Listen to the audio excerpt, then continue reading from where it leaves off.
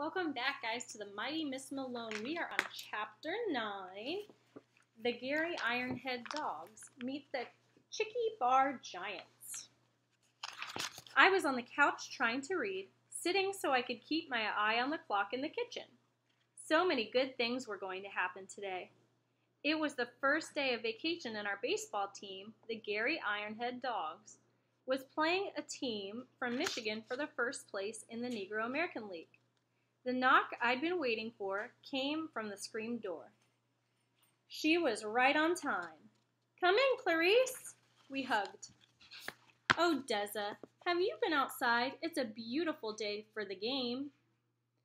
"I know, I can't wait. Jimmy says Pedro Tuto's arm is okay, and he might pitch." "Then we really don't need to go to the game, do we? That's a guaranteed win." "Clarice, I wouldn't miss this game for the world. Let's go." We hooked arms and started towards the library. We would read until 1:45, then leave for the park. The game was at 1, and we'd have to be early if we wanted to get good seats. Clarice said, "So is Jimmy going to the game too?" Thinking about poor Clarice's crush on Jimmy made my skin twitch like a horse's when a fly lands on it. Ooh. I love my brother, but ick. His face looks like he got run over by a train. She gasped. "Oh no, that's not going to stop him from coming, is it?" I rolled my eyes. "No, Clarice. Jimmy said they asked him to sing before the game." She said, "Oh, I hope he's okay, the poor dear." I thought the same thing about her. I know you're supposed to love and accept your friends and family the way they are, and not give them a whole bunch of suggestions to make them better, even if they need a ton of help, but this summer I'd make Clarice see how crazy it is to look at Jimmy that way. Yuck! The wall at the entrance to the library had a huge new sign on it. It said, "God bless the pride of America, the brown bomber, Joe Louis." One of the librarians had painted a big picture of the boxer. He was in his underpants, saluting the American flag with 100 white people waving and carrying signs around him. A pair of boxing gloves hung from a hook on one side of the new painting. On the other side was an American flag. Underneath was a gold crown and "Our Champion of the World" written. Clarice said, "Boxing gloves in the library?" I said, "I'm mortified too." Mrs. Ashton, the friendliest white librarian, pushed a cart by us. "Good morning, Deza. Clarice, isn't it exciting?" We said, "Hello, Mrs. Ashton. How are you?" She said, "I'm about to explode. You two must be very proud." Clarice said, "Ma'am?" "Oh, yes, you need to be very proud. Joe Louis is such a credit to your race." Clarice said, "Any new good books, Mrs. Ashton?" "Stop by my desk. I have something for each of you." "Thanks, ma'am." Mrs. Ashton said, "Woohoo! Go Brown Bomber!" Once Mrs. Ashton pushed her cart into the next room, Clarice said, "Oh, Deza, I'll die if she's got books about boxing for us." There was no escaping that doggone fight. Every single table in the library had a 1-foot-tall cardboard cutout of Joe Louis standing in the middle of it. At his feet were the words, "We love you, Joe." A little pair of red boxing gloves was tied to each cutout. Ugh! Let's go to the chairs in the stacks. Even there, a banner read, "Give him heck, Joe." I said, "Heck? In the library?" Maybe it was because this was the 4th time I was reading Huckleberry Finn, but my eyes kept going up to the little cutout paper doll Joe Louis. In every picture I'd seen, he looked like such an unhappy man. He must be wishing this fight was over as much as me and Clarice were. He must be very nervous. I looked at the tiny boxing gloves. I whispered, "Clarice." She was settled into her book. "Clarice." She looked up. "Huh?" I whispered, "Why do they call these things boxing gloves? Every glove I've ever seen has 5 fingers. The only thing that has is just a thumb. The only thing that has just a thumb is called a mitten." Clarice giggled very quietly into her hand, but a woman 2 tables away said, "Shh." She sounded like a steam radiator starting up. I whispered, "Boxing is such a stupid sport that they don't even give things the right name. Those things they call shorts look just like my brother's underdrawers." Clarice covered my lips with her hand as I covered hers with mine, but our laughs squeezed out of the sides of our mouths. The shushing woman slammed her book shut, got up, and walked towards the front desk. I said, "We better go." When we walked by the front desk, the woman pointed. "That's them!" Mrs. Ashton said, "Oh, those two. They're just giddy with excitement over the fight." Outside, Clarice turned around and hollered back into the library, "Go, Brown Bomber!" Someone inside hollered back, "Whip that Nazi good! We love you, Joe!" A bunch of whoops and hollers came from the library. Even Mrs. Ashton yelled again. We ran all the way back to the park, laughing so hard that our one heart almost exploded. I will post some information about Joe Lewis, right? Joe Lewis? Yeah. On our Google Classroom under week 2 if you're interested in learning more about him, because if you don't have background information about this situation, you might be confused. We were at the park almost 2 hours early, and half of the bleacher seats were already taken. People were even starting to line up along the outside fences, the outfield fences. It was like a carnival. Clarice said, "My goodness, Deza, everyone looks so nice. We should have worn our church dresses." We climbed into the bleachers and found seats in the very top row, nice and high. I went back down to where people were getting scorecards. Some of the time they're free, and some of the time they charge for them. I asked a man who was walking away from the line, "Excuse me, sir, are the scorecards free?" "No, sweetheart, it's a penny for a card and a pencil." I said, "Thank you," and started back to Clarice. He said, "Wait a minute, ain't you Roscoe's daughter?" "Yes, sir." "I didn't recognize you at first 'cause you ain't got a book tucked under your arm." I knew the man. Father used to play horseshoes with him. I smiled. "I'm sorry I didn't recognize you, Mr. Dukes. Here, I've got a spare card you can have, and a pencil, too." "Thank you, Mr. Dukes." He got back in line. The scorecard said that the other team was from Grand Rapids, Michigan, a city geologically located 100 miles northeast from Gary. As I climbed back to the top of the bleachers, both teams came out on the field. I handed Clarice the card. "Pedro Two Toes Torres is pitching. Grand Rapids has some southpaw named Lewis." Southpaw means he was left-handed. Clarice said, "Mr. Two Toes' arm is really better?" The man next to us said, "According to him it is, but you can't believe a word he says." A woman in front of us said, "That's the truth. I grew up with him back in Mississippi, back when he was Peter Thompson, before he discovered he was a Cuban and changed his name." People all around us laughed. The players from Grand Rapids and Gary, too, were leaning against the fence along the first base line, looking out into the crowd. People in the bleachers started standing up and looking back. Clarice shouted, "It's Jimmy!" She leaned into me. "Oh, Deza, he's so good looking." I nearly choked. Jimmy was standing on a picnic table in the center of a growing circle of people. Clarice said to the man next to us, "Sir, could you watch our books and save our seats for us?" "I sure will." She pulled me down the bleachers and we headed to where Jimmy stood above the crowd. His eyes were closed. There were so many people standing around the table we couldn't get very close. Clarice hopped up and down, waving and yelling, "Jimmy! Yoo-hoo! Over here!" I knew Jimmy couldn't hear her. He was settling into his song. He cleared his throat, took 3 deep breaths, held the last one, and then sang, "Oh, say, can you see?" I'm not sure what's more surprising about the first notes of any song Jimmy sings, what it does to me or the changes it brings in Jimmy. I have to close my eyes just like he does. I can't tolerate anything that would interfere with hearing his voice. Listening to Jimmy brings to mind how Father used to swing me around and around by my wrists until everything became a blur. And even though I knew he was holding me, I felt like if I didn't hang on as tight as I could, I'd fly off into the sky like an arrow.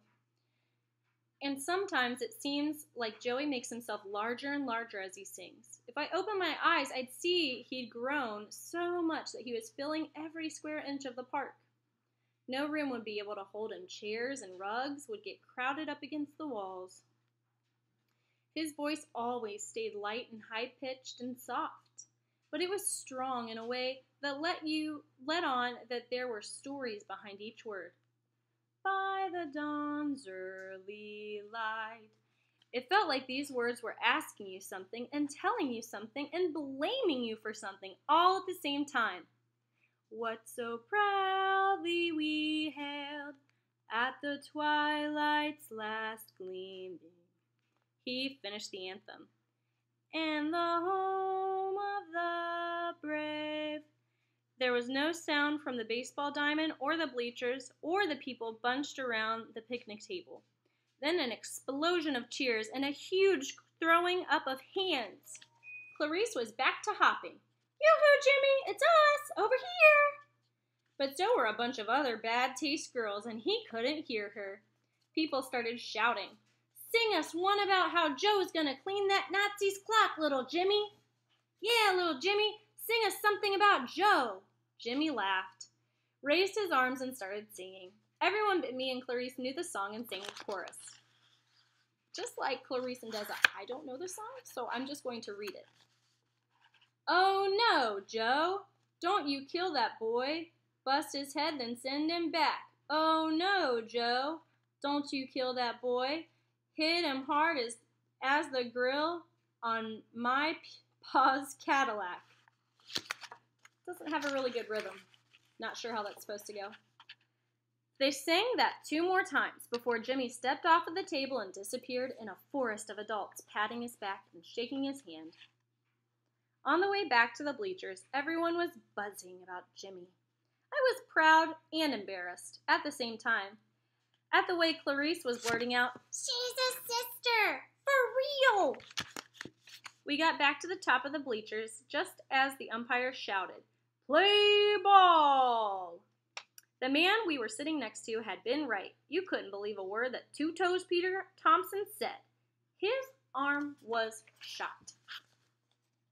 The first 2 batters he faced sent the ball sailing out of the park, and me and Clarice and the rest of the crowd booed Mr. Two-Toes with all our might. The woman in front of us said, "Don't worry, he settles down after a while." By the time he did, the Chicky Bar Giants had scored 2 runs, and their lefty pitcher hadn't allowed 1. 4-0. We'd been shut out. As we walked down the bleachers, men were handing out flyers and saying, "Small cover. Food will be served. Bring the family. Brand new RCA Victor." Clarice took one of the flyers, then said, "Yak!" The fight. A million places around Gary were having fight parties where you could listen to the fight on the radio. Some were charging money. Father's friend, Mr. Bobbin, the barber, had invited us to his shop to listen. We didn't have to pay, just bring a dish. Jimmy'd already picked a ton of wild greens, and Mother had got a perfectly good piece of meat that the Cardsdales were throwing out to season those greens extra special. Clarice was going to come with us. I have to admit, I was a little excited about getting together with a bunch of people and talking and sharing food. We got to my house, and we held up 2 fingers, pointed at our cheeks, then held up 1 finger and put our hands to our hearts. I opened the screen door. Mother called from the kitchen. "Deza?" "Yes, Mother." "So?" "Oh, Mother, it was a disaster. The Ironhead dogs were shut out." That evening, during Chow Chat, Father said, "And you, my dar Dwat, how was your day? Anything new?" Where to begin? Jimmy singing in the park? No, that was his story. The Ironhead dogs getting shut out? No, I bet Father already knew. Besides, he hadn't found work, so that was enough bad news for the night. I remembered what I wanted to ask. What does it mean when someone says you're a credit to your race? Mother and Father shot each other a glance. Jimmy said, "It means some white person's grateful that you left them in peace, that you didn't stab them or shoot them or rob them." Mother said, "Jimmy, please, give us the context, Deza." I told about Mrs. Ashton and Joe Louis in the library. Father said it has to do with intentions. Usually when people say that they have good intentions, they think they're giving you a compliment. But when you actually look at it, Jimmy said, it's an insult. I can't deny that, Jimmy, Mother said. But you can learn. You have to make allowances. You have to know which battles are worth fighting. Father said, and credit to your race and a lot of other sayings you'll be running into are things that give you a warning about whoever is saying them. I said, how's that, Father? Think about a strange dog, Deza. They let you know if they're friendly or not, right? Yes. Unless they're rabid, they give you signals that if you get any closer, you'll end up hurt. Their ears will go back. Their fur will stand up. They'll show their teeth. Jimmy said, they'll growl. Right. Think of credit to your race as that first growl. Just be aware that that person is letting you know you need to keep an even sharper than normal eye on them. But be grateful, too, because they're letting you know exactly who they are. Mother said, what did you say when Mrs. Ashton told you that? Clarice changed the subject. Mother smiled. That girl has such a good head on her shoulders. I don't like to be unhumble, but anyone could see that I have a great taste in picking my friends. Chapter 9. Jam-packed. Only 6 questions for Chapter 9. Question 1. How did Deza get a free scorecard before the game? A. The man handing them out was her father's friend. B. A man felt bad for her. C. She stole one. Or D. Clarice found one on the ground. Question 2. Where were Deza and Clarice before the game? Were they at A. The pool? B. The library? C. The store? D. Mrs. Needham's house? Or Mrs. Needham's house, sorry. So 4 options there. Question 3. Who was singing the national anthem? A. Dolly, B. Clarice, or C. Jimmy? Number 4. This is a great question. Why do you think Deza was embarrassed? A. Jimmy dedicated the song to her. B. Dolly was there and making fun of her. C. Clarice was screaming loudly. Or D. Clarice was telling everyone Deza was Jimmy's sister. Be careful of this one. Make sure that you listen carefully to that section of the story. Question 5. Did the Ironhead dogs win? A. No. Or B. Yes. Number 6 is extended response. Remember COPS, capital, letters, organization, punctuation, spelling. Why does Deza's mother tell her it's important to choose your battles? This is a great question, whether it's related to racial issues or societal issues or even relationship issues. So this is a great question and great advice from Deza's mom. Why is it important to pick your battles and choose your battles? Why is it important not to pick every battle to get involved in or to get upset about? Go ahead and check back towards the end of Chapter 9 for that one. I hope you enjoyed this chapter. Chapters 10 and 11 are quite short, and so short, in fact, that the comprehension questions cover both 10 and 11. So tomorrow when I read Chapter 10, I will also include Chapter 11. So it'll be a combo deal. All right? Have a great night.